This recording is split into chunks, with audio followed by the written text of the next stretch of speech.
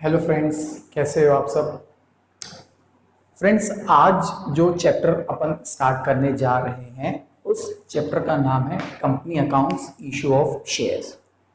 अच्छा, definition, features, मतलब what is company, या अपन बात करें कंपनी के फीचर्स क्या हैं, या अपन बात करें कंपनी के टाइप्स क्या हैं, तो ये सब डिस्कस करने से पहले अपन ये जान लेते हैं कि कंपनी बनाने की ज़रूरत क्यों पड़ी। क्लियर। डेफिनेशंस भी अपन डिस्कस करेंगे, अपन इसके फीचर्स भी डिस्कस करेंगे, अपन इसके टाइप्स वगैरह वगैरह काफ़ी चीज़ें डिस्कस करेंगे। बट सबसे पहले अपने को ये जानना बहुत ज़रूरी है कि कंपनी की ज़रूरत क्यों पड़ी।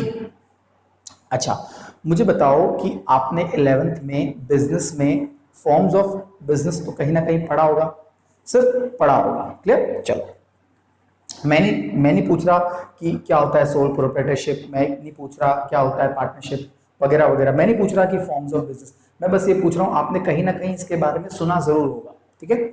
चलो, तो आपने ये 3 फॉर्म्स ऑफ बिजनेस सुने होंगे। सबसे पहला है सोल प्रोप्राइटर, है ना। इसके बाद पार्टनरशिप, इसके बाद जो नेक्स्ट फॉर्म ऑफ बिजनेस है वो है कंपनी। तो अपन स्टार्टिंग में ये देख रहे हैं कि सोल प्रोप्राइटरशिप जब था, पार्टनरशिप भी फॉर्म ऑफ बिजनेस था, तो कंपनी की जरूरत क्यों पड़ी। तो अपने को अल्टीमेटली ये देखना है कि कंपनी की जरूरत क्यों पड़ी। क्लियर। जब सोल प्रोप्राइटरशिप था, जब पार्टनरशिप थी, तो कंपनी बनाने की जरूरत क्यों पड़ी। चलो स्टार्ट करते हैं। मान लो आपको एक बिजनेस स्टार्ट करना है। फॉर एग्जांपल, आपको एक बिजनेस स्टार्ट करना है, फॉर एग्जांपल फर्नीचर। क्लियर। आपको फर्नीचर का थोड़ा बहुत नॉलेज है और you want to set up a furniture business. अब आपको पैसों की जरूरत है, तो आप मान लो अपने फादर के पास गए। आपने अपने फादर को बोला कि फादर, मैं एक फर्नीचर का बिजनेस स्टार्ट करना चाहता हूँ, मुझे थोड़ी बहुत फर्नीचर की नॉलेज भी है, तो मुझे इनिशियली 1 लाख रुपए की कैपिटल चाहिए। तो तुम्हारे फादर ने पूछा कि कैसे करोगे, क्या करोगे। तो तुमने पूरा अच्छे से अपने फादर को समझाया कि पापा ऐसा है वगैरह। तो पापा ने 1 लाख रुपए तुमको दिए और बोले चल जाओ फर्नीचर का बिजनेस स्टार्ट करो। तो अब मुझे बताओ, क्या तुम्हारे साथ और कोई है?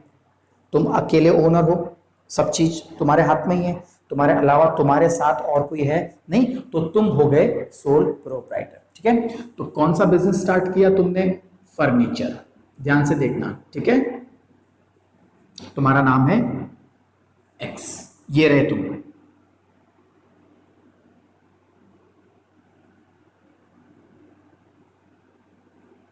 ठीक है, थोड़ा सा मैनेज कर लेना यार। चलो, ओके, अब तुमने बिजनेस स्टार्ट किया। कितने रुपए लगाए तुमने बिजनेस में? जल्दी बताओ। पापा ने कितने रुपए दिए? 1 लाख। ठीक है, ये 1 लाख रुपए तुमने लगाए। अब मुझे एक चीज का जवाब दो। तुम अकेले हो, ठीक है। You are the single owner, तुम अकेले ओनर हो, ध्यान से समझना। तो अब एक सोल प्रोप्राइटरशिप को प्रॉब्लम क्या आती है? अकेला है, उसको प्रॉब्लम क्या आती है कि एक अकेला इंसान, अच्छा मान लो कि 2 महीने हो गए फर्नीचर के बिजनेस में, 3 महीने हो गए, 4 महीने हो गए, या मान लो 6 महीने हो गए। तब अब 6 महीने के बाद तुमको रियलाइज हुआ यार प्रॉब्लम्स आ रही है। अब प्रॉब्लम्स क्या क्या आ सकती है, सुनना। एक अकेला इंसान कर करके कितना कर लेगा? ये तो नॉर्मल सी बात है कि एक इंसान अकेला कर करके कितना कर लेगा। तो प्रॉब्लम कहाँ आई? सबसे पहली प्रॉब्लम तो ये है कि तुम अकेले ओनर हो। तो सबसे पहली चीज कि सोल प्रोप्राइटरशिप में हायर रिस्क रहती है, रिस्क बहुत ज्यादा होती है। सर रिस्क बहुत ज्यादा क्यों है? क्योंकि तुम अकेले ओनर हो, समझना, अकेले ओनर हो तो कोई भी नुकसान हुआ, कुछ भी हुआ, तो तुमको खुद को भुगतना पड़ेगा। तो सबसे पहला सोल प्रोप्राइटरशिप की अगर अपन बात करें तो उसमें रिस्क बहुत ज्यादा होती है।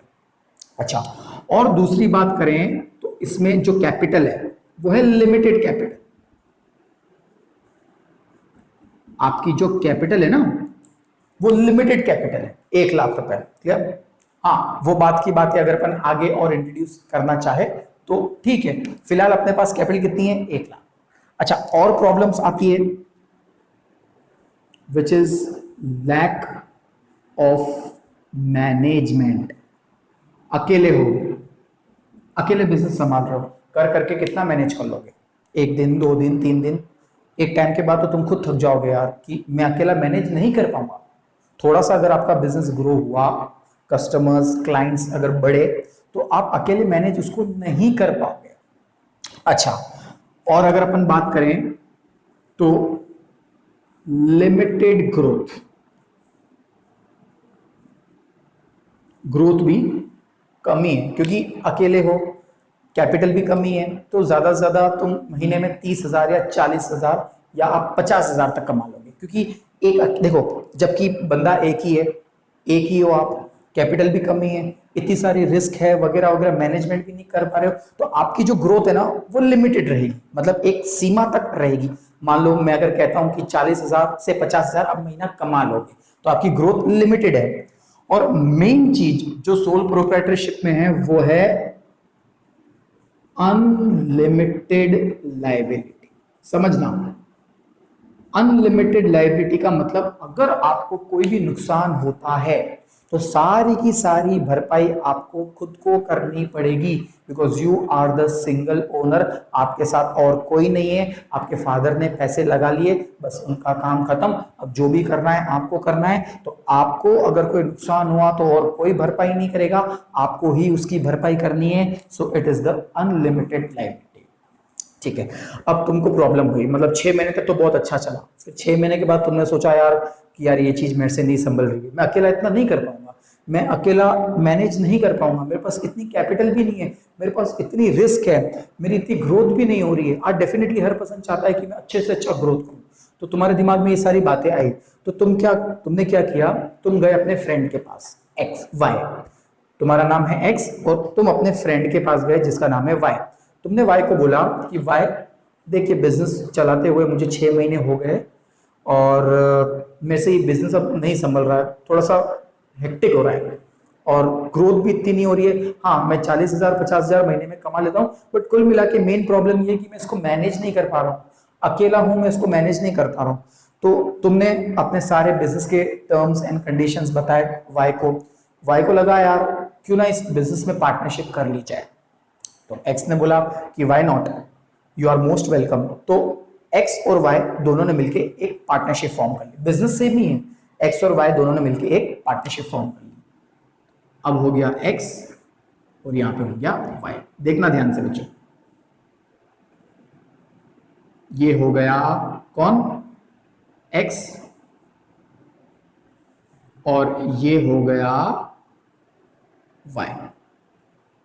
ठीक है, दोनों ने मिलके एक पार्टनरशिप फॉर्म कर ली। नाउ अब जैसे पार्टनरशिप फॉर्म करी, एक्स ने लगाए 2.5 लाख रुपए, एक्स ने कितने लगाए, 2,50,000। अच्छा, वाई ने कितने लगाए, वाई ने जो कैपिटल लगाई वो लगाई 3,50,000, मतलब दोनों ने मिला के 6 लाख रुपए एज ए इनिशियल कैपिटल लगाई। अब सोचो, जब ये अकेला था तब सिंगल ओनर, अब जब 2 जाने आ गए तो क्या हो जाएगा, बोथ आर ओनर्स। समझना, दोनों ओनर्स हैं।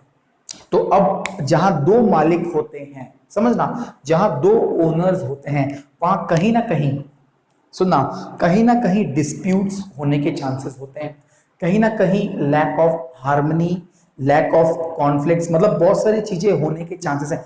मतलब जहां पे 2 ओनर्स हैं, अब मान लो कोई आइडिया एक्स को आया या मान लो कोई आइडिया वाई को आया, तो दोनों ने आपस में मिलकर शेयर किया, तो एक्स का बोलेगा नहीं मेरा आइडिया ज्यादा बेहतर है, वाई बोलेगा नहीं मेरा आइडिया ज्यादा बेहतर है, तो दोनों के बीच में प्रॉपर कोई हार्मनी नहीं रहेगी, तो दोनों के बीच में डिस्प्यूट्स होंगे, दोनों के बीच में कॉन्फ्लिक्ट्स होंगे। ठीक है, अब दोनों ने बिजनेस स्टार्ट किया, दोनों ने पार्टनरशिप लगाई, अब यहाँ पे ओनर एक था, अब यहाँ पे ओनर 2 हैं। तो अब सुनना, यहाँ पे क्या क्या प्रॉब्लम्स आ सकती है, देखो 1 और 2, मतलब यहां पे अगर 2 जाने हो गए तो भी कहीं ना कहीं रिस्क तो है, ऐसा तो नहीं है कि भैया रिस्क किसी और को ट्रांसफर कर रहे हैं अपन, ऐसा तो नहीं है। यहाँ पे भी अगर कुछ भी नुकसान हुआ तो भरना तो दोनों को ही पड़ेगा, तो यहाँ पे भी थोड़ी बहुत तो रिस्क है। तो जैसे यहाँ पे थी हायर रिस्क, तो मैं यहाँ पे बोल सकता हूं कि कहीं ना कहीं मॉडरेट रिस्क तो है। यहाँ पे भी रिस्क है, देखो बेटा दो जने हैं, ठीक है, अगर कोई भी भारी नुकसान होता है, मान लो 40 लाख का नुकसान हो गया, तो 20 लाख कैसे भरेंगे दोनों, तो कहीं ना कहीं यहाँ पे भी रिस्क है। ओके ओके, अब मेरे को एक चीज और बताओ, ये चीज तो आप सबने सुनी होगी कि जितनी ज्यादा कैपिटल होगी कहीं ना कहीं उतनी ज्यादा आपकी ग्रोथ होगी। मतलब कहते हैं ना कि अपन पैसे से पैसा बनता है, तो आज 1 लाख रुपए था तो ठीक है, उसकी ग्रोथ लिमिटेड थी। 6 लाख रुपए है तो 6 लाख रुपए कोई बड़ा अमाउंट नहीं है। बिजनेस को सेटअप करने के लिए लोग तो करोड़ों रुपए तक लगा लेते हैं, इनफैक्ट करोड़ों रुपए भी कम पड़ते हैं। तो 6 लाख रुपए मैं यूं नहीं कह सकता कि बहुत ज्यादा कैपिटल है, तो यहां पे भी कहीं ना कहीं लिमिटेड कैपिटल है, रिस्क है, but as compare to sole proprietorship थोड़ी कम रिस्क है, बट यहां पे भी रिस्क है। मतलब ऐसा नहीं कह सकते कि अपन बिल्कुल रिस्क नहीं है, या अपन ये नहीं कह सकते बहुत ज्यादा हाई रिस्क है, फिर भी यहां पे अपन कह सकते हैं कि रिस्क है। ओके, नेक्स्ट, कैपिटल भी लिमिट है, 2.5 लाख, 3 लाख, 6 लाख। 6 लाख रुपए से कुछ नहीं होता, अगर आपको ज्यादा ग्रोथ करना है तो आपको ज्यादा पैसों की जरूरत है, ठीक है। और अपन बात करते हैं, मैंने अभी जस्ट आपको बताया कि दो ओनर्स हैं, तो जरूरी नहीं है कि दोनों के आइडियाज मैच करें, ये कोई कंफर्म नहीं है कि भैया जो ये सोच रहा है वही ये सोच रहा है, क्लियर। तो कहीं ना कहीं दोनों में डिस्प्यूट्स होने के चांसेस बढ़ जाएंगे, डिस्प्यूट्स होंगे। अब अगर डिस्प्यूट्स होंगे तो ये मैनेज नहीं कर पाएंगे, तो वहां पे भी कहीं ना कहीं लैक ऑफ मैनेजमेंट होगा,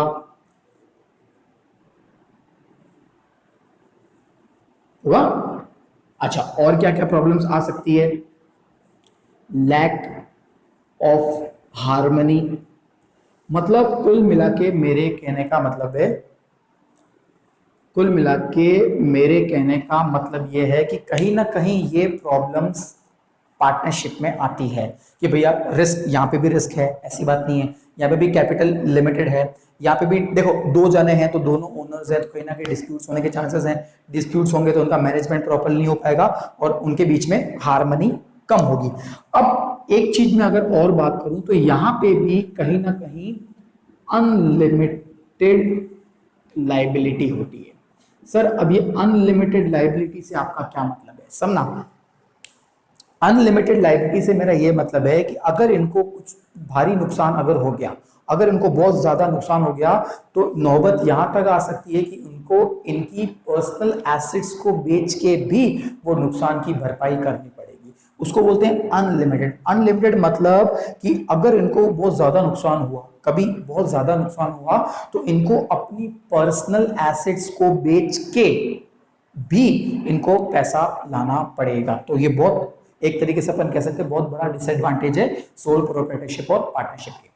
अब ये सारी बातें हुई तो एक्स ने बोला, वाई ने बोला, यार देखो अपने पास कैपिटल ज्यादा है नहीं, अपने बीच में डिस्प्यूट्स भी हो रहा है, अपने बीच में मैनेज भी नहीं हो पा रहा है और अपनी लायबिलिटी भी अनलिमिटेड है, तो अब क्या करें। तो दोनों ने सोचा कि यार क्यों ना ऐसा कुछ करें कि अपनी रिस्क भी कम हो, अपने पास पैसा भी हो, अपने पास और लोग हों ताकि वो मैनेज कर सके, या अपन सब मिलके मैनेज कर सके, या ऐसा कुछ हो कि अपनी लायबिलिटी लिमिटेड हो जाए, ठीक है।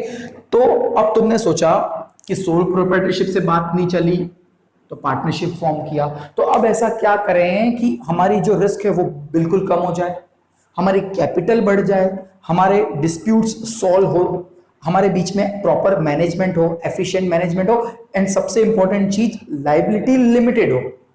तो अब बात आती है कंपनी की, क्लियर। सबसे पहले कंपनी दो टाइप की होती है, समझना। सबसे पहले कंपनी दो टाइप की होती है, एक होती है प्राइवेट लिमिटेड और एक होती है पब्लिक लिमिटेड, ठीक है। प्राइवेट लिमिटेड पीवीटी एलटीडी और पब्लिक लिमिटेड, क्लियर। अब अपन ये डिस्कस बाद में करेंगे कि क्या होती है प्राइवेट लिमिटेड, क्या होती है पब्लिक लिमिटेड, ये अपन आगे डिस्कस करेंगे। चलो, तो अब कंपनी खोलने से क्या क्या फायदे हुए, विच इज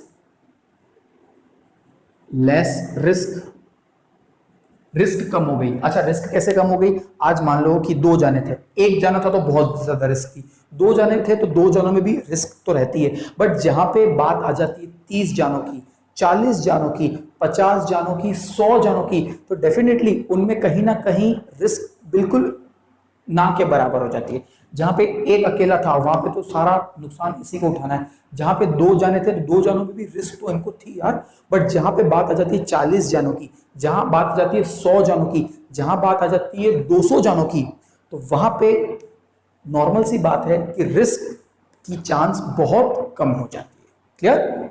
ओके। और अगर अपन बात करें तो कंपनी को फॉर्म करने से और क्या फायदे हैं? फाइनेंशियल स्ट्रेंथ,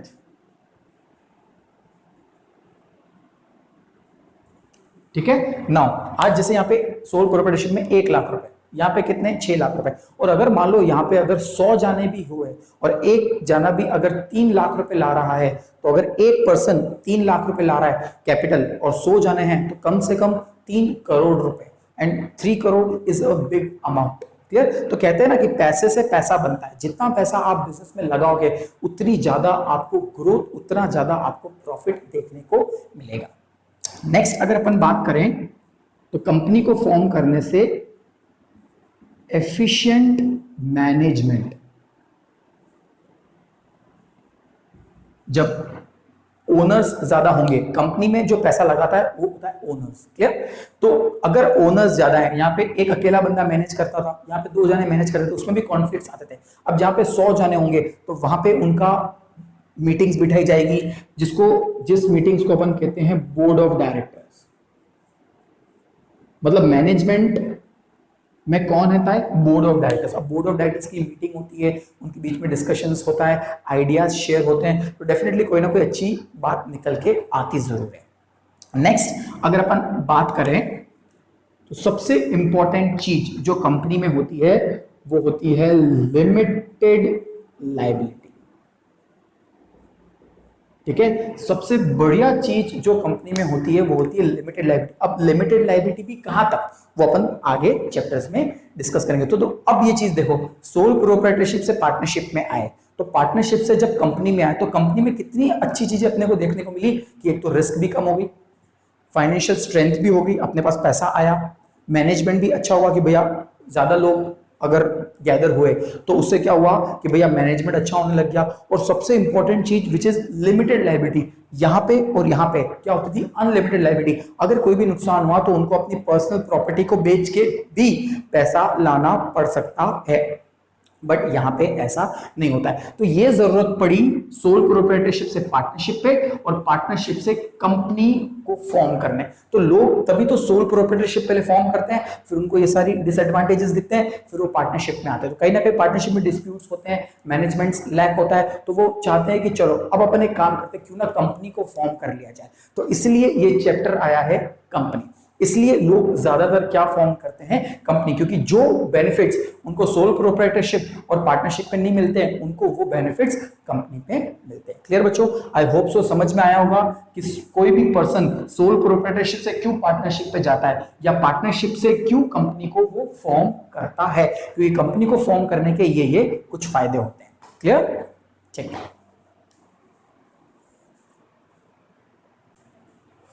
चलो बच्चों, अब अपन आगे बढ़ते हैं और अब अपन बात करते हैं कि क्या होती है कंपनी, मतलब डेफिनेशन ऑफ कंपनी और क्या होते हैं इसके फीचर्स। सबसे पहले ये जो वर्ड है कंपनी, ये वर्ड आया कहां से? The word company is derived from Latin word companies. Clear? तो ये वर्ड कहां से है बेटा? अगर आपसे पूछे ये कौन सा वर्ड है तो कंपनीज एक लैटिन वर्ड है जिसको 2 पार्ट्स में डिवाइड किया है, कम और पनीज। अब कंपनी का कम का मतलब होता है विद और टुगेदर, और इस वर्ड का मतलब होता है ब्रीड। मतलब अगर मैं पूछूं, कम का मतलब होता है एसोसिएशन ऑफ पर्सन और इस वर्ड का मतलब होता है हैविंग टुगेदर। मतलब अगर ग्रुप ऑफ पर्संस एक साथ आके फूड को कंज्यूम करते हैं टुगेदर तो उसको अपन बोलते हैं कंपनीज। क्लियर? चलो, तो ये तो जस्ट नॉर्मली लैटिन वर्ड में क्या मीनिंग है वो दे रखा है, बट जब अपन इसकी डेफिनेशन की बात करें तो कंपनीज एक्ट में अगर आपको कंपनी के बारे में कुछ भी जानकारी लेनी हो कि how many types of companies are there, features etcetera, तो आपको सब इंफॉर्मेशन मिलेगी उसके एक्ट से, और उसका एक्ट है कंपनीज एक्ट 2013। क्लियर? मतलब कंपनीज को गवर्न कौन करता है, मतलब कंपनी के रूल्स एंड रेगुलेशंस को कौन डिफाइन करता है, कंपनीज एक्ट 2013। चलो अब इसको स्टार्ट करने से पहले एक बात मैं बताना चाहूंगा कि कंपनी की कोई डेफिनेशन ही नहीं है। सुनना, कंपनी की कोई डेफिनेशन ही नहीं है। देखो मैं आपको बताता हूं क्या लिखा हुआ है। According to companies act 2013, companies act 2013 के according a company is a company which is registered under this act और एनी अदर प्रीवियस लॉ। मतलब कंपनी का मतलब होता है वो कंपनी जो या तो इस एक्ट के अंदर या इसके पहले कोई एक्ट होगा उसके अंदर रजिस्टर्ड है, उसको अपन बोलते हैं कंपनी। ये ऐसा बोला है कंपनीज एक्ट 2013 में। बट अगर मैं बात करूं, एक पर्सन है जिसका नाम है लॉर्ड जस्टिस हेनी। अच्छा, उसने क्या बोला, कंपनीज एक्ट में तो ये बोल रखा है कि भैया वो कंपनी जो कि रजिस्टर्ड है किसमें, कंपनीज एक्ट 2013 में, या उसके कोई पहले प्रीवियस लॉ या एक्ट रहा होगा उसमें, उसको बोलते हैं कंपनी। ऐसा बोला है कंपनीज एक्ट 2013। बट अगर मैं इस पर्सन की बात करूं तो इसने बोला कि अ company is an artificial person created by law having separate legal entity with perpetual succession and common seal. अब ये पर्सन क्या बोलता है कि कंपनी क्या है, एक प्रकार की आर्टिफिशियल पर्सन। ये भी अपन देखेंगे क्या होता है आर्टिफिशियल पर्सन, जो कि क्रिएट किससे होती है, by the process of law, having separate legal entity. ये वही वर्ड है जो आपने 11th में प्रिंसिपल में पढ़ा था, business entity principle, with perpetual succession. अब ये क्या होता है परपेचुअल सक्सेशन, ये भी बात करेंगे, एंड अ कॉमन सील। मतलब कुल मिला के ये जो डेफिनेशन है वो अपन इन फीचर्स से समझेंगे। तो अपन बढ़े आगे, ठीक है। अब अगर अपन बात करें फीचर की, तो सबसे पहला फीचर है इनकॉर्पोरेशन। इनकॉर्पोरेशन मतलब रजिस्ट्रेशन। तो एक बात मैं कहना चाहूंगा कि जो कंपनी है उसको रजिस्ट्रेशन करवाना कंपलसरी है, और किसमें, कंपनीज एक्ट 2013। मतलब कोई भी कंपनी बिना रजिस्ट्रेशन के उसको लीगल दायित्व नहीं मिलेगा। मतलब अगर कोई भी पर्सन, कोई भी कंपनी लीगल होना चाहती है तो लीगली उसको आने के लिए पहले उसको रजिस्ट्रेशन करवाना पड़ेगा, और कहां पे, कंपनीज एक्ट 2013 के अंदर। चलो एक बार अपन पढ़ते हैं। A company comes into existence only by the registration under Company Act as artificial person.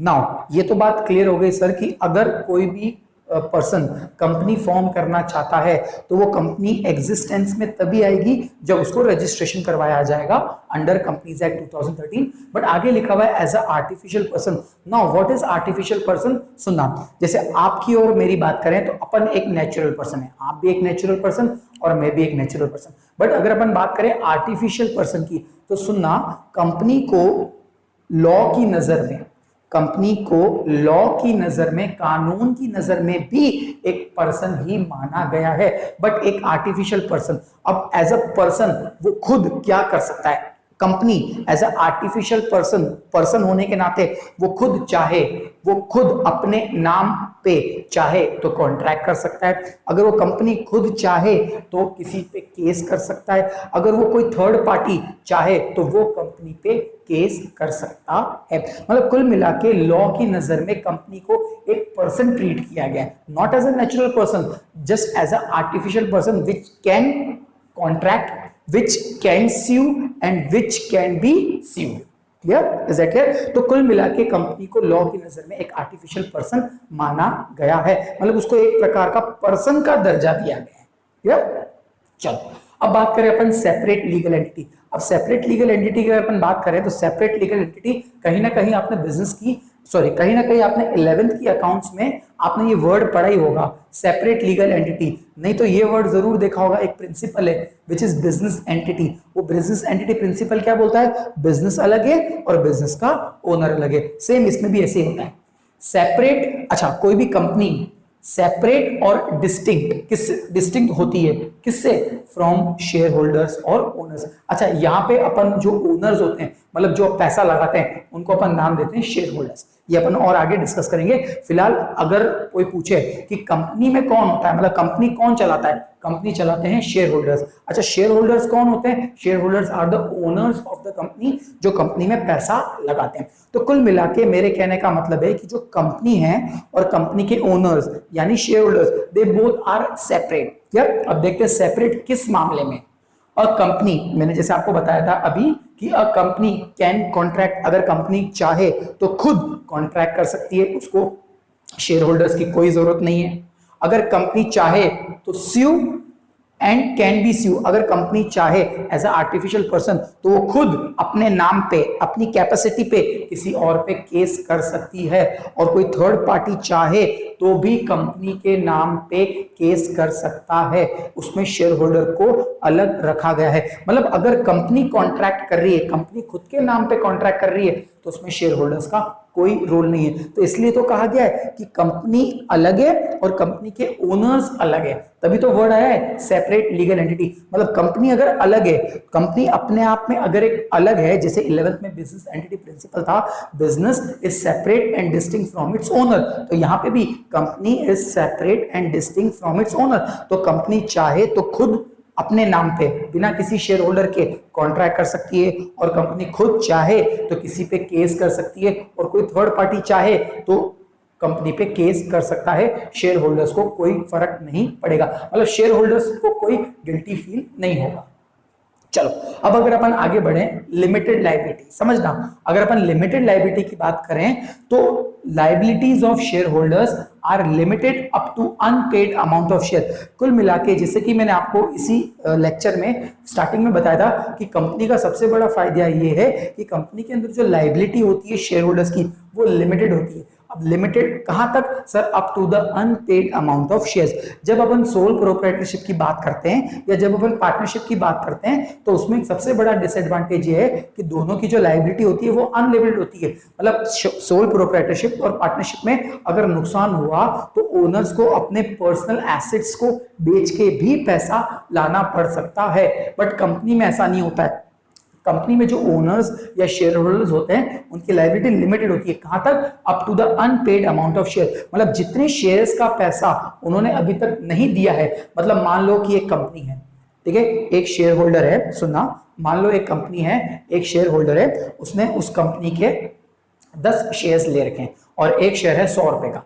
तो अगर 10 शेयर उस शेयर होल्डर ने ले रखे हैं और एक शेयर है 100 रुपए का, मतलब उसने 1000 रुपए के, समझना, 10 शेयर्स हैं और एक शेयर कितने का है? 100 रुपए का। तो 100 into 10 विच इज 1000 रुपीज के शेयर्स उस शेयर होल्डर ने ले रखे हैं। अब मान लो उस 1000 रुपए में से कंपनी ने 800 रुपए मंगवा लिए। अब उस 1000 रुपए में से कंपनी ने उस शेयर होल्डर से 800 रुपए मंगवा लिए, अब बचे कितने? 200 रुपए। अब मान लो किसी साल कंपनी को हैवी नुकसान हो गया, मान लो किसी साल कंपनी को बहुत बड़ा नुकसान हो गया, मान लो 20 लाख रुपए का। क्लियर?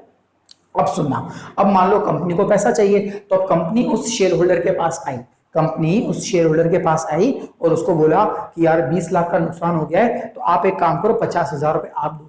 तो वो शेयर होल्डर पता है क्या बोलेगा? शेयर होल्डर बोलेगा कि मैंने आपकी कंपनी में कितने शेयर्स ले रखे हैं? कंपनी बोलेगी 1000 रुपए के शेयर्स ले रखे हैं। तो शेयर होल्डर बोलेगा मैंने आपको कितने दे चुका हूं? तो कंपनी बोलेगी आप 800 रुपए दे चुके हो। तो शेयर होल्डर बोलेगा कितने रुपए बचे? कंपनी बोलेगी 200 रुपए।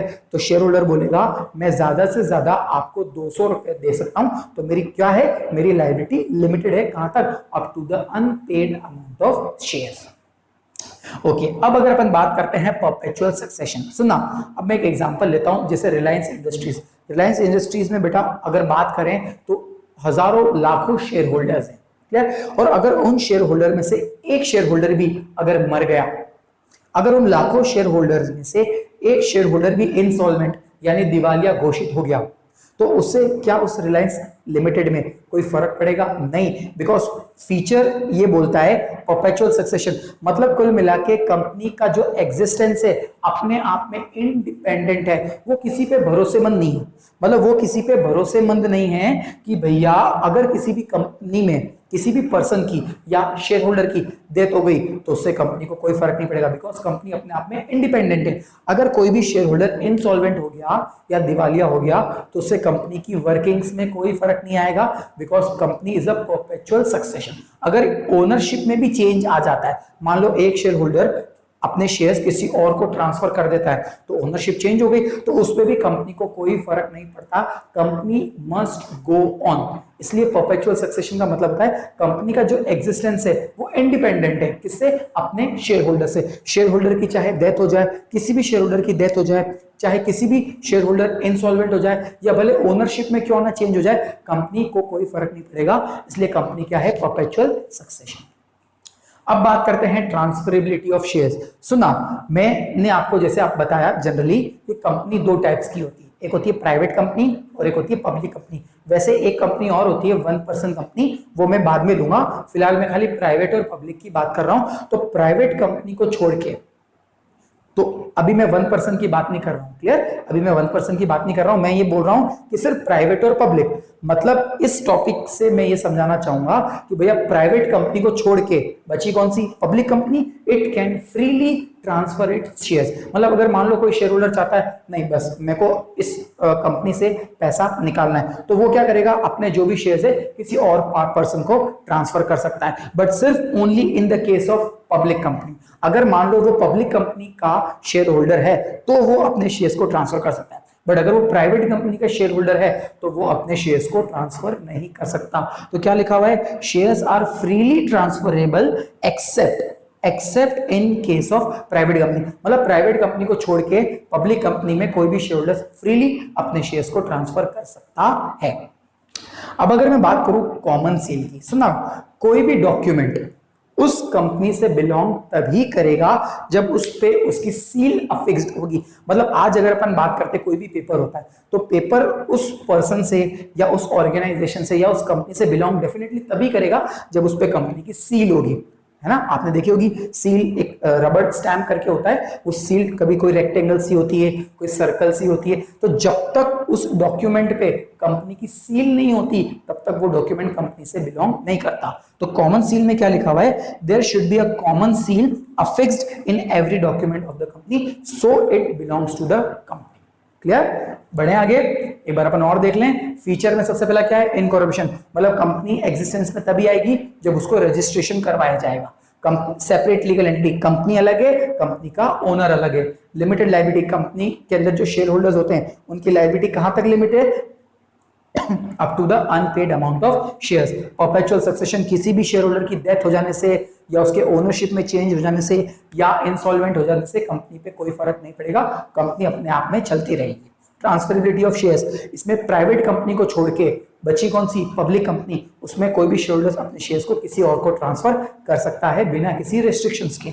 और कॉमन सील की बात करें तो हर कंपनी की एक कॉमन सील होती है, तो कोई भी डॉक्यूमेंट कंपनी का तभी बिलोंग करता है जब उस पे उसकी कॉमन सील अफिक्स्ड होती है। क्लियर? जल्दी से फास्ट कॉपी कर लो, फिर अपन आगे बढ़ते हैं। क्लियर बच्चों?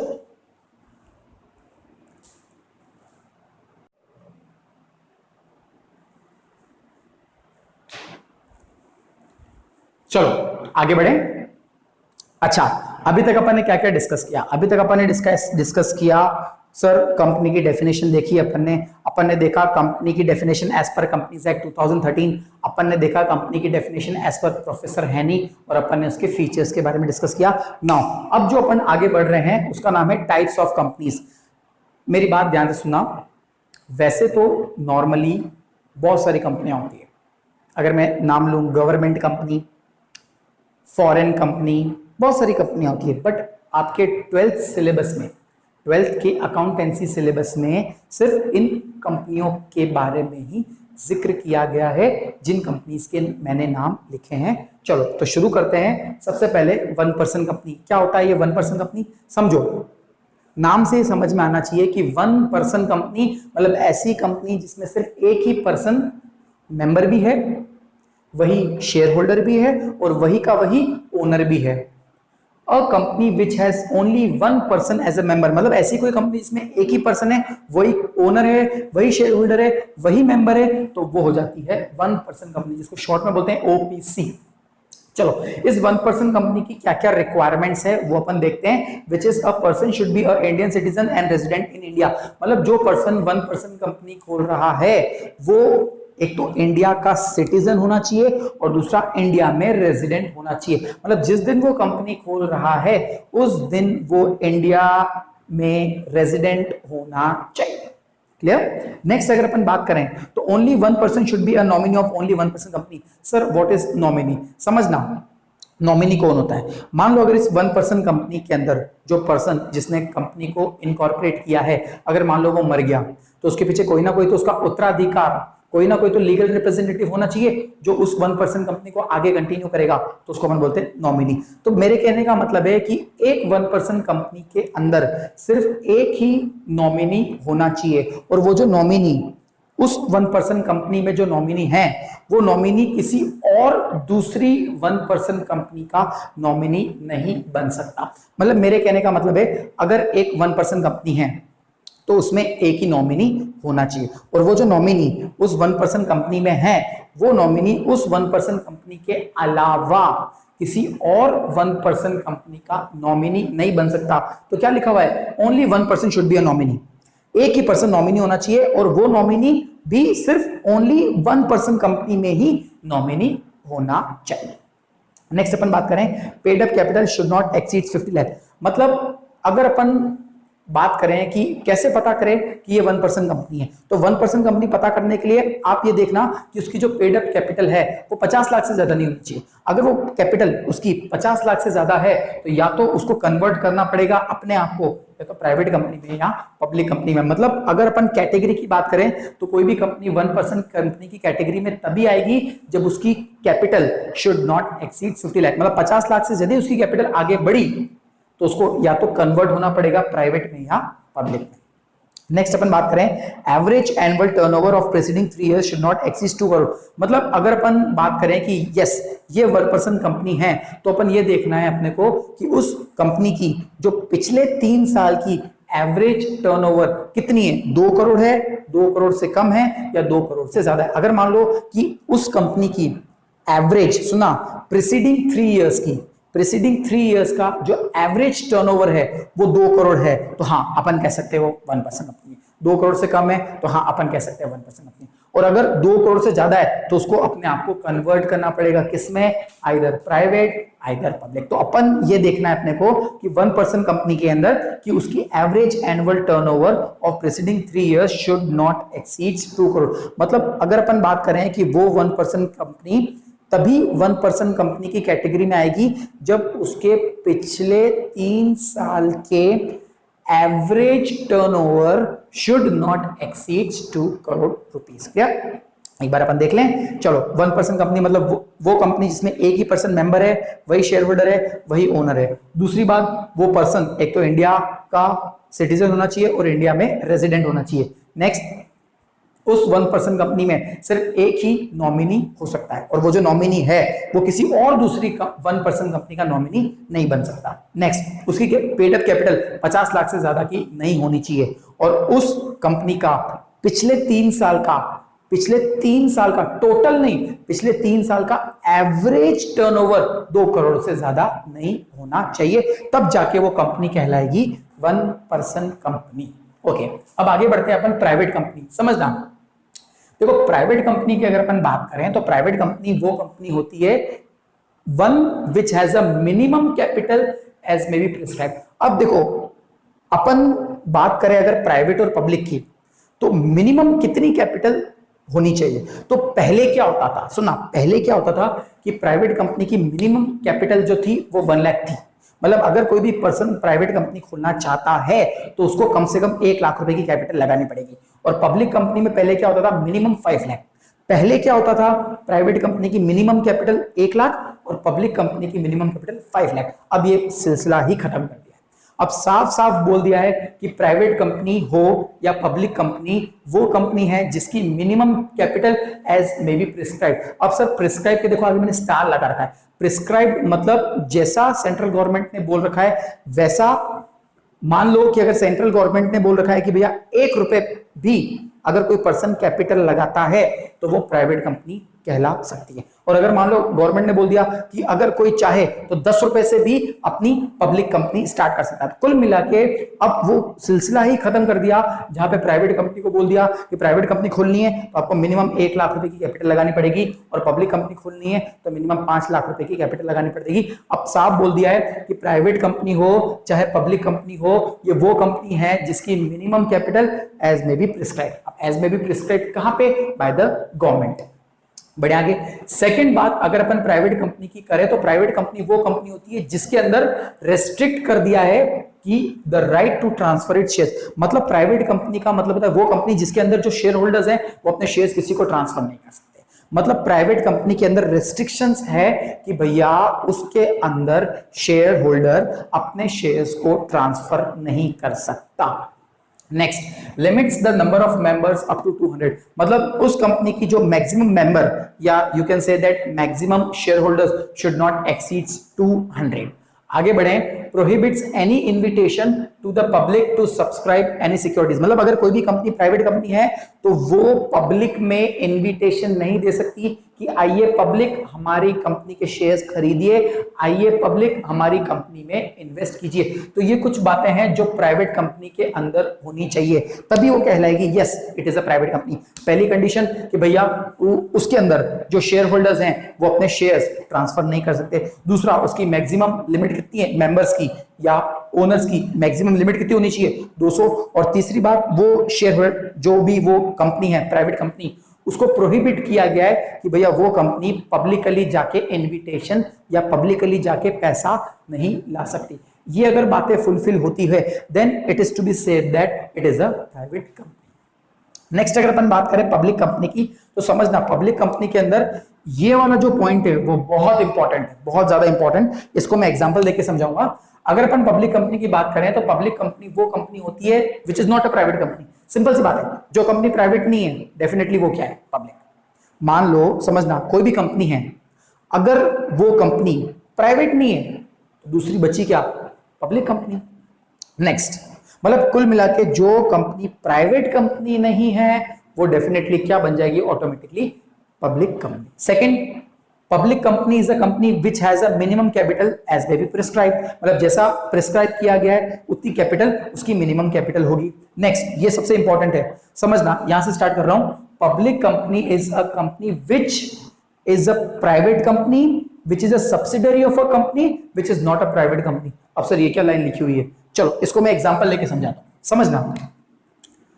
मान लो एक कंपनी है ए और एक कंपनी है बी, ठीक है? अब अगर मैं बात करूं, ये है पब्लिक, ये है प्राइवेट, समझना।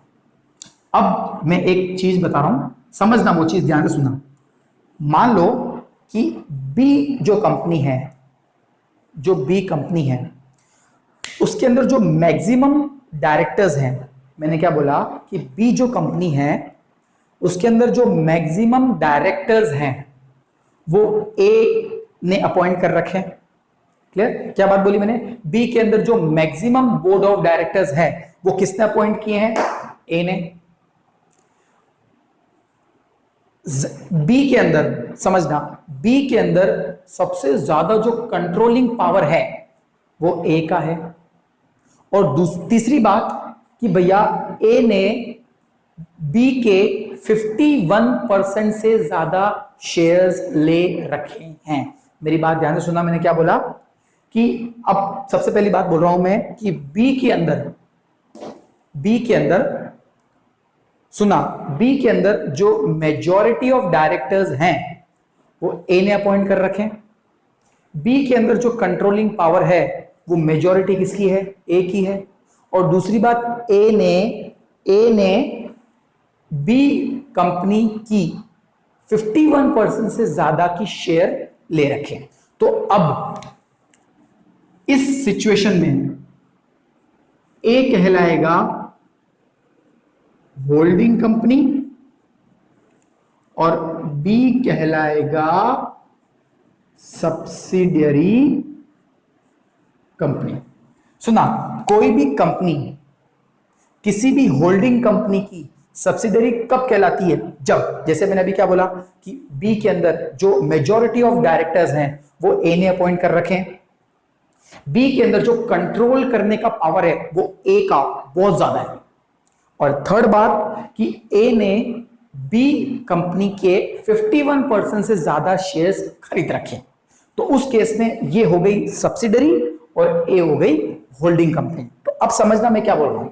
अब मैंने ये बोला, अब यहां पे लाइन समझना कि public company is a company which is a private company which is a subsidiary of company which is not a private company. समझना, अब अगर मैं बात करूं कि अब ए ने, अच्छा अब अगर मैं बात करूं बी, अच्छा सबसे पहले तो मुझे बताओ बी क्या है? Private company.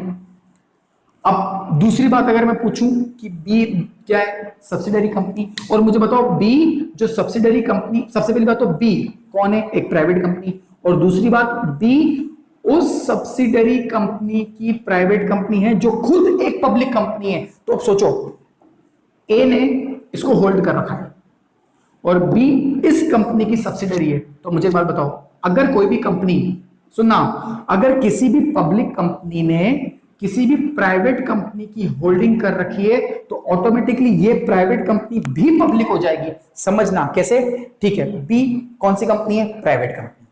अच्छा, दूसरी बात अगर देखें तो बी सब्सिडरी कंपनी है किसकी? ए कंपनी की। और देखो ए खुद क्या है? Public company. तो समझना, public company is a company which is a private company. अब मुझे बताओ, बी एक प्राइवेट कंपनी है, ठीक है, विच इज अ सब्सिडरी, अच्छा ये एक सब्सिडरी भी कंपनी है। अब ये सब्सिडरी उस कंपनी की है which is not a private company. अब समझना, बी एक प्राइवेट कंपनी है, दूसरी बात कि बी प्राइवेट कंपनी है और बी सब्सिडरी कंपनी है, और उस कंपनी की सब्सिडरी कंपनी है जो खुद एक पब्लिक है, तो डेफिनेटली बी भी क्या हो जाएगी? Public company. ये चीज समझाई, सिंपल सी बात है। ए कौन सी कंपनी है? Public company. बी कौन सी कंपनी है? Private company. अच्छा, प्राइवेट कंपनी के अलावा अगर अपन बात करें, बी एक सब्सिडरी कंपनी, और बी किसकी सब्सिडरी कंपनी है? ए की। और ए क्या है? Public company. तो ऑटोमेटिकली बी भी क्या हो जाएगी? Public company. क्यों? क्योंकि बी उस कंपनी की सब्सिडरी कंपनी है जो कि खुद एक पब्लिक कंपनी है। डेफिनेटली बी भी क्या हो जाएगी? Public company. बढ़े आगे, चलो अब अगर अपन बात करें ओपीसी, प्राइवेट कंपनी और पब्लिक कंपनी के डिफरेंस की, तो अगर अपन मेंबर की बात करें तो ओपीसी में सिर्फ एक मेंबर होना चाहिए, प्राइवेट में मिनिमम 2, मैक्सिमम 200, और पब्लिक में मिनिमम 7 और मैक्सिमम नो लिमिट। अगर अपन डायरेक्टर्स की बात करें तो ओपीसी में एक ही डायरेक्टर होना चाहिए। क्लियर? नेक्स्ट, अगर अपन प्राइवेट की बात करें तो मिनिमम 2, मैक्सिमम 15, और पब्लिक की बात करें तो मिनिमम 3 और मैक्सिमम 15। अब अगर अपन सफिक्स की बात करें, मतलब आपको कैसे पता पड़ेगा हाँ ये कंपनी ओपीसी है, ये कंपनी प्राइवेट कंपनी है, ये कंपनी पब्लिक कंपनी है, तो उसके नाम के लास्ट में, उसके नाम के लास्ट में अगर लिखा हुआ है ओपीसी तो 1% कंपनी, अगर नाम के लास्ट में लिखा हुआ है पीवीटी एलटीडी तो वो प्राइवेट कंपनी, और नाम के लास्ट में यानी एंड में लिखा हुआ है एलटीडी तो वो पब्लिक कंपनी। Next, prospectus. अब मेरी बात ध्यान सुना, प्रोस्पेक्टस क्या होता है? प्रोस्पेक्टस का मतलब होता है बेटा, एक प्रकार, जैसे अपन मान लो कि अपन किसी नई जगह एडमिशन लेने जाते हैं, तो अपन को जब एडमिशन लेने जाते हैं तो सबसे पहले अपन ये देखते हैं कि भैया जहां पे अपन कोई एडमिशन लेने जा रहे हैं वहां का पास्ट परफॉर्मेंस कैसा है, वहां के पास्ट एकेडमिक्स कैसे है, वहां का रिजल्ट्स वगैरह कैसा है। तो कुल मिला के अगर कोई भी कंपनी शेयर इशू कर रही है तो वो शेयर्स इशू करेगी थ्रू प्रोस्पेक्टस। मतलब प्रोस्पेक्टस एक प्रकार का डॉक्यूमेंट है जो कंपनी जब शेयर्स इशू करती है तो वो इशू करती है थ्रू द प्रोस्पेक्टस। क्लियर? और उस प्रोस्पेक्टस में उस कंपनी के पास्ट ईयर्स के परफॉर्मेंस, उसके पास्ट ईयर्स के प्रॉफिट्स, उसके पास्ट ईयर्स के फाइनेंशियल पोजीशंस, कौन कौन डायरेक्टर्स हैं, कौन कौन मैनेजिंग डायरेक्टर्स हैं, कितने साल से ये कंपनी चल रही है, किसमें डील कर रही है, वगैरह वगैरह वगैरह उस प्रोस्पेक्टस में लिखा हुआ है। तो अब सुना, 1% कंपनी शेयर्स इशू कर ही नहीं सकती, तो it can not issue prospectus. जब वो शेयर इशू नहीं कर सकती तो वो प्रोस्पेक्टस क्या इशू करेगी? सेकंड, प्राइवेट कंपनी भी कैन नॉट इशू, मतलब प्रोस्पेक्टस वही इशू करेगा जो शेयर्स इशू करेगा, न ओपीसी शेयर इशू करती है न प्राइवेट कंपनी शेयर्स इशू करती है, तो ये प्रोस्पेक्टस इशू करेंगे ही नहीं। नेक्स्ट, अब अगर पब्लिक की बात करें तो issue for inviting deposits from public, public company, yes public company shares issue कर सकती है और वो शेयर्स इशू करेगी थ्रू द प्रोस्पेक्टस। नेक्स्ट, अगर अपन बात करें ट्रांसफर ऑफ शेयर्स तो OPC can not transfer, OPC के अंदर शेयर्स ट्रांसफर नहीं हो सकते हैं। अगर अपन प्राइवेट कंपनी की बात करें तो प्राइवेट कंपनी के अंदर भी शेयर्स ट्रांसफर नहीं हो सकते हैं, और अगर अपन पब्लिक कंपनी के अंदर बात करें तो पब्लिक कंपनी के अंदर एक शेयर होल्डर फ्रीली अपने शेयर्स ट्रांसफर कर सकता है।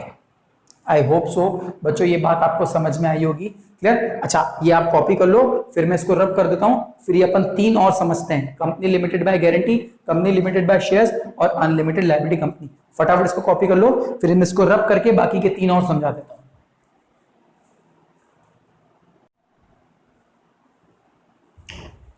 चलो आगे बढ़े।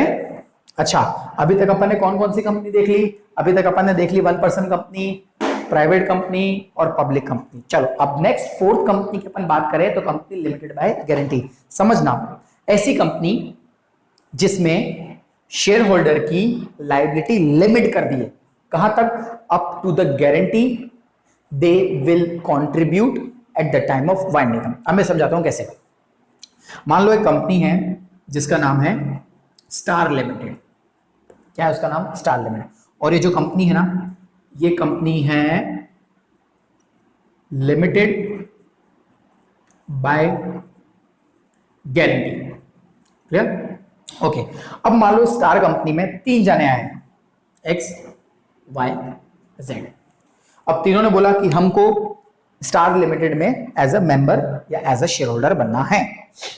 तो अब स्टार लिमिटेड ने इन तीनों से पूछा कि ठीक है हम आपको लेने के लिए तैयार है, बट आप हमको, जैसे कि हम एक कंपनी लिमिटेड बाय गारंटी है, तो आप हमको बताओ कि कल को अगर हमारी कंपनी वाइंड अप होती है तो आप ज्यादा से ज्यादा कितनी गारंटी दे सकते हो? एक्स ने बोला कि मैं 2 लाख रुपए दे सकता हूं, वाई ने बोला मैं 10 लाख रुपए दे सकता हूं, जेड ने बोला कि मैं ज्यादा से ज्यादा 25,000 दूंगा। तो अब स्टार लिमिटेड ने सोचा यार 25,000 तो बहुत कम है, तो जेड को मना कर दिया कि 25,000 की लिमिट तो बहुत कम है, कम से कम 1 लाख रुपए गारंटी होनी चाहिए। जेड ने बोला नहीं मैं 1 लाख तो नहीं दे सकता, मैं 25,000 दे सकता हूं। तो स्टार लिमिटेड ने जेड को मना कर दिया। अब एक्स ने कितनी बोली? मैं ज्यादा से ज्यादा कितनी गारंटी दूंगा? 2 लाख। वाई ने बोला मैं ज्यादा से ज्यादा कितनी गारंटी दूंगा? 10 लाख। अब हुआ यूं कि स्टार लिमिटेड को किसी साल वाइंड अप होना पड़ा, और वाइंड अप के लिए बहुत नुकसान हो गया, और मान लो वो 25 करोड़ का नुकसान हो गया। कितने का नुकसान हो गया? 25 करोड़ का। अब स्टार लिमिटेड एक्स और वाई के पास आई, एक्स को बोली यार हमारे 25 करोड़ का नुकसान हुआ, तो एक्स को क्या बोला कि 10 करोड़ आप दो, और वाई को क्या बोला 5 करोड़ आप दो। तो एक्स और वाई ने क्या बोला कि भैया जब हम एज ए शेयर होल्डर आपके पास आ रहे थे तो एक्स ने कितनी गारंटी दी? 2 लाख। वाई ने कितनी दी? 10 लाख। तो ज्यादा से ज्यादा ये स्टार लिमिटेड एक्स से कितने लेगी? 2 लाख, और वाई से ज्यादा से ज्यादा कितनी देगी? 10 लाख। मतलब अगर वाइंडिंग अप हुआ तो एक्स ज्यादा से ज्यादा कितने रुपए देगा? 2 लाख रुपए, और वाई ज्यादा से ज्यादा कितना देगा? 10 लाख रुपए। क्यों? क्योंकि यही तो थी वो गारंटी जो इन दोनों ने दी कि भैया वाइंडिंग अप अगर हुआ तो हम इतना इतना पैसा देंगे। तो अगर ऐसी कोई कंपनी जिसमें शेयर होल्डर की जो लायबिलिटी है वो लिमिट कर दी गई है up to the amount they will contribute at the time of winding up, ऐसी कंपनी को अपन बोलते हैं कंपनी लिमिटेड बाय गारंटी। चलो अब बात करते हैं कंपनी लिमिटेड बाय शेयर्स, ठीक है? ओके, जैसे फॉर एग्जांपल है एक कंपनी जिसका नाम है विजय लिमिटेड, समझना, और यह है कंपनी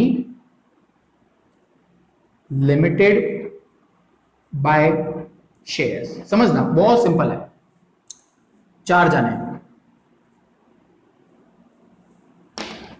मान लो 4 जने हैं, ए बी सी और डी। इन चारों ने शेयर्स ले रखे हैं, 100 इसने, 200 इसने, 300 इसने, 500 इसने। मान लो एक शेयर है 100 रुपए का, 10 रुपए का, 10 रुपए का,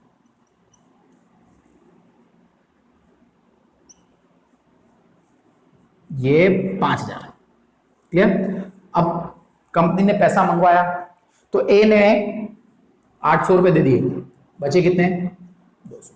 बी ने 1000 दे दिए, बचे कितने? 1000। सी ने 1500 दे दिए, बचे कितने, और डी ने 4900 दे दिए, बचे कितने, 100। क्लियर। तो ए को कितने देने, 200, बी को कितने देने, 1000, सी को कितने देने, 1500, डी को कितने देने, 100। अब मान लो किसी ईयर विजय लिमिटेड को 1 करोड़ का नुकसान हो गया, किसी ईयर विजय लिमिटेड को 1 करोड़ का नुकसान हुआ, तो विजय लिमिटेड ने ए बी सी डी चारों को बुलाया और बोले 1 करोड़ का नुकसान हो गया, तो हर शेयर होल्डर 25 लाख, चारों दो 25 लाख। तो ए ने बोला क्यों 25 लाख, क्यों, मैंने आपसे 1000 के शेयर्स ले रखे, मैंने आपको 800 रुपए दे दिए, मेरे को कितने देने बाकी, 200 रुपए, तो मैं ज्यादा से ज्यादा आपको 200 रुपए दूंगा। बी ने बोला मैं ज्यादा से ज्यादा 1000 ही दूंगा, सी ने बोला मैं ज्यादा से ज्यादा 1500 दूंगा, डी ने बोला मैं ज्यादा से ज्यादा 100 रुपए दूंगा, मैं कोई 25 लाख रुपए देने वाला नहीं हूं। तो अगर ऐसी कोई कंपनी है जिसमें शेयर होल्डर्स की लायबिलिटी लिमिट है, कहां तक, up to the unpaid amount of shares, तो ऐसी कंपनी को अपन बोलते हैं company limited by shares. Clear है। अब बात करते हैं अपन अनलिमिटेड लायबिलिटी कंपनी। बहुत सिंपल है, इसको मैं ज्यादा डिस्कस नहीं करूंगा। अनलिमिटेड लायबिलिटी कंपनी का मतलब होता है ऐसी कंपनी जिसमें शेयर होल्डर की लायबिलिटी पे कोई लिमिट ही नहीं है, अनलिमिटेड लायबिलिटी। कल को अगर कंपनी को नुकसान हुआ तो अगर वो नुकसान कंपनी भरपाई नहीं कर पा रही है तो उस शेयर होल्डर को अपनी प्रॉपर्टी को बेच के भी पैसा लाना पड़ेगा। ऐसी कंपनी में अगर कोई शेयर होल्डर मेंबर है तो ऐसी कंपनी को अपन बोलते हैं अनलिमिटेड लायबिलिटी कंपनी, जिसमें शेयर होल्डर की लायबिलिटी पे कोई लिमिट ही नहीं है। तो when company property is not sufficient to pay debt, मान लो कंपनी को नुकसान हुआ और कंपनी की प्रॉपर्टी सफिशिएंट है ही नहीं कि वो उधार चुका सके, तो the private property of the member is to be used for settlement of debt. तो उस केस में प्राइवेट प्रॉपर्टी भी यूज होगी उस शेयर होल्डर की जो इस कंपनी में एज अ शेयर होल्डर है। क्लियर है। बढ़े आगे, चलो एक बार अपन फटाफट रिवाइज कर लेते जल्दी। 1% कंपनी क्या होती है? 1% कंपनी, 1% कंपनी वो कंपनी होती है जिसमें सिर्फ 1% मेंबर होता है। अच्छा, इसमें क्या क्या रिक्वायरमेंट्स थे? इसका पहला रिक्वायरमेंट है कि वो 1% इंडिया का रेजिडेंट होना चाहिए। दूसरा कि इस 1% कंपनी में सिर्फ 1% नॉमिनी बन सकता है। तीसरा, इस कंपनी की कैपिटल ज्यादा से ज्यादा कितनी होनी चाहिए? 50 लाख। और इस कंपनी के पिछले 3 साल का एवरेज टर्नओवर 2 करोड़ से ज्यादा नहीं होना चाहिए। अब अपन बात करते हैं प्राइवेट कंपनी। तो प्राइवेट कंपनी क्या थी? ऐसी कंपनी जिसकी minimum paid up capital as may be prescribed, star लगाया था मैंने। अच्छा, और 3 बातें क्या थी कि इस कंपनी के अंदर शेयर्स को ट्रांसफर करने में रेस्ट्रिक्शंस लगा रखा है, मतलब ये कंपनी के अंदर जो शेयर होल्डर है वो अपने शेयर्स को ट्रांसफर नहीं कर सकते। दूसरा, इस कंपनी के अंदर जो maximum number of share holders या मेंबर्स कितने हो सकते हैं? 200। उसके बाद थर्ड थी कि ये कंपनी कभी भी पब्लिक में इन्विटेशन नहीं दे सकती कि आइए हमारी कंपनी में इन्वेस्ट कीजिए या आइए हमारी कंपनी के सिक्योरिटीज खरीदिए। ऐसी अगर 3 बातें किसी कंपनी में होती है तो वो कौन सी कंपनी कहलाएगी? Company private company. Public company, चलो पब्लिक कंपनी में भी 3 बातें थी कि भैया पब्लिक कंपनी मतलब वो कंपनी जो एक प्राइवेट कंपनी नहीं है। दूसरी बात, इसकी कैपिटल प्रिस्क्राइब्ड है, clear, as the minimum capital, clear.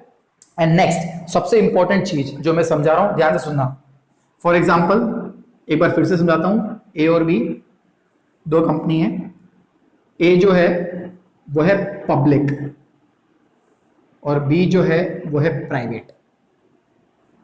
Second, ए जो है वो है होल्डिंग, मतलब ए ने बी को होल्ड कर रखा है।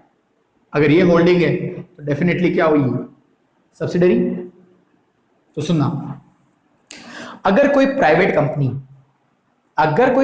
कंपनी किसी पब्लिक कंपनी की सब्सिडरी कंपनी है तो ये ऑटोमेटिकली क्या हो जाएगी? Public company. देखो फिर से बोल रहा हूं, अगर कोई प्राइवेट कंपनी किसी ऐसी कंपनी की सब्सिडरी कंपनी है जो खुद एक पब्लिक है तो ये प्राइवेट ऑटोमेटिकली क्या हो जाएगी? पब्लिक। क्यों? ऐसा क्यों हुआ? क्योंकि सबसे पहले तो मुझे बताओ बी क्या है? प्राइवेट। और दूसरी बात, ये प्राइवेट के अलावा एक सब्सिडरी भी है और ये बी कंपनी किसकी सब्सिडरी है? ए की। और ए क्या है? पब्लिक। तो ये बी भी क्या बन जाएगी? अपने आप में पब्लिक। क्यों? क्योंकि ये भले प्राइवेट है, उससे कोई फर्क नहीं पड़ता, बट दूसरी बात देखो ना, ये सब्सिडरी है और किसकी सब्सिडरी है? ए की। और ए क्या है? प्राइवेट। तो ये भी क्या हो जाएगी? प्राइवेट। क्लियर? ओके। उसके बाद अपन ने पढ़ा था कंपनी लिमिटेड बाय गारंटी। इसका मतलब ऐसी कंपनी जिसमें शेयर होल्डर की लायबिलिटी लिमिटेड है, कहां तक? Up to the amount they will undertake to contribute at the time of winding.